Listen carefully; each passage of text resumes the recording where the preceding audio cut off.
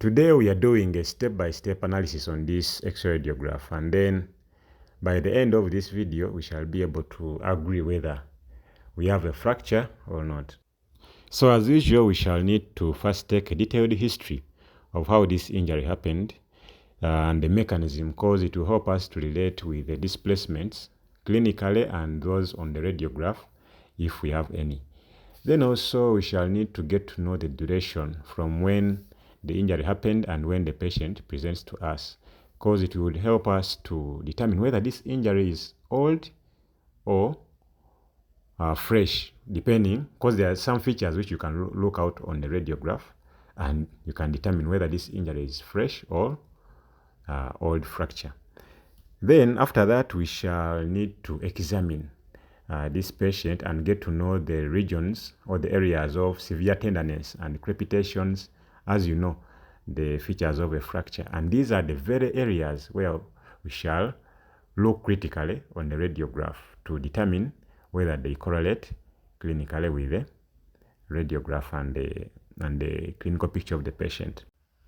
After that, we shall need to confirm whether this radiograph is for the patient before us, because you don't need to have surprises. You're having a different radiograph and the patient before you is also different. So you need to confirm with the demographics, the age, the number, the patient's number, the name, and also ascertain whether the side you requested is what they have taken, because you may be having a left forearm injury and mistakenly a right, let's say, forearm was taken during the x-ray. So you need to ascertain that. Then after that, we shall need to get to know the views, whether this radiograph has been taken in the anterior posterior view or in the lateral view. Those are the most common ones that are usually requested, though there are very many others depending on what you want to look out for critically. So after ascertaining the views, because they will help us to determine the displacements, and determining the displacements will also help you as you are reducing this fracture, because you just need to oppose the displacements as you're reducing. Then we shall need to put this radiograph in an anatomical orientation, because realize you need to determine which fragment is proximal, which one is distal, which displacement is anterior, which one is posterior in relation to what. So if you handle this radiograph in a way that is not anatomical, we know the anatomical position of the body, it will bring you a bit of challenges as you are trying to describe the relations or the displacements in relation to each other, because usually the distal ones are described in relation to the proximal ones. So that anatomical orientation is also very crucial. So after that, we shall of course go to the gist, which is identifying the fracture. But before we go there, I would love us to first appreciate a few features in this x-ray so that we don't mistake them to be fractures. In this x-ray, you can appreciate near the wrist that we have those unfused physeal plates. Remember, we have an epiphysis, a physis, and a metaphysis at the ends of the long bones. In children which are not yet fused, because these are regions of cell division so that the bone can lengthen, because these children are still increasing in their height. So after that, we shall also need to appreciate the position of the wrist joint in this x-ray, because it will help us to know which part is next to the wrist and the wrist is distal to the forearm. Then after that, of course, we shall now move to the gist. So we usually move from out in. You go through those soft tissues up to when you reach to the bone. Remember, we have the epi and the lateral views. The one on your left is the epi view, or the anterior posterior view. The one on your right is the lateral view.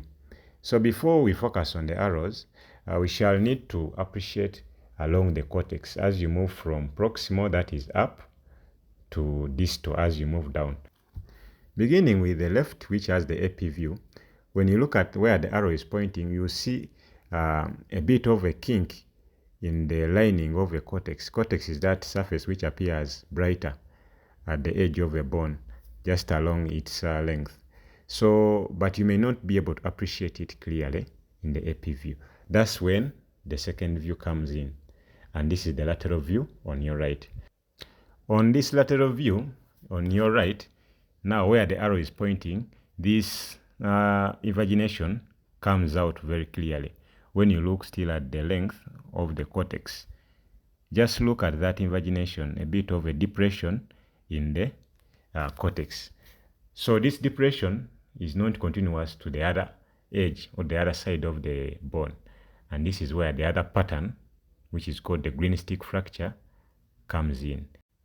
Remember, green fracture happens when you have a breakage in the continuity of the bone on one side, but this breakage is not continuous throughout the whole circumference of the bone. So one side can have a break, but the other side has a bend. So it usually happens in children because their bones usually have more of collagen than the minerals. So they are a little less brittle or more pliable or more flexible, if I may borrow that word. In other words, they have a little more tensile strength compared to the adult ones, which are more brittle. So I think this is what I wanted us to appreciate.